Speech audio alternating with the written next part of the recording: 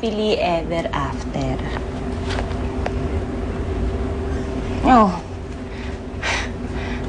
Naku, bakit parang ang lalim naman na iniisip mo? Naalala ko lang po si Ate Lara, Nay.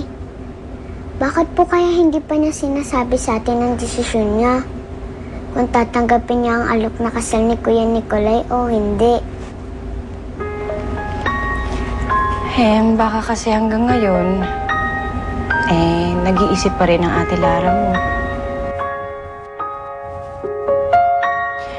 Tinitimbang kung anong nararapat gawin.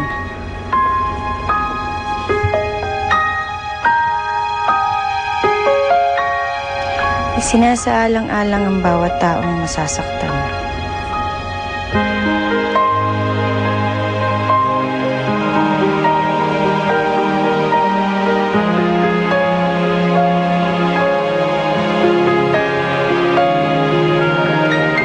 Tinatanong ng sarili kung dapat bang ipagpalit ang kahapon sa bukas na naghihintay.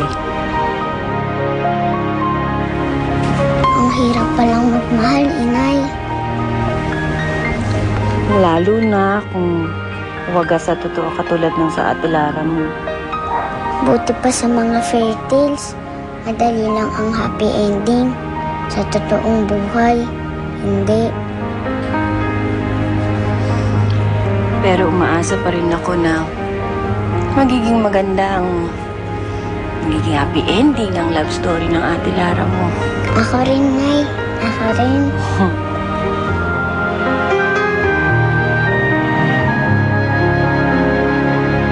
Si Pelmiro, ano bang plano mo? Paano natin hahanapin si Lara?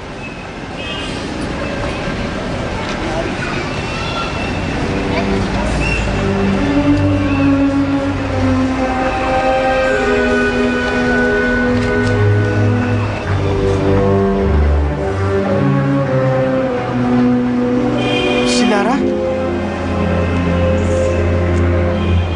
Parang nga siya.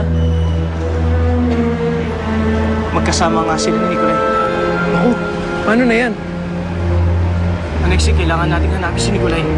Siya ang susi para mahanap natin si Lara.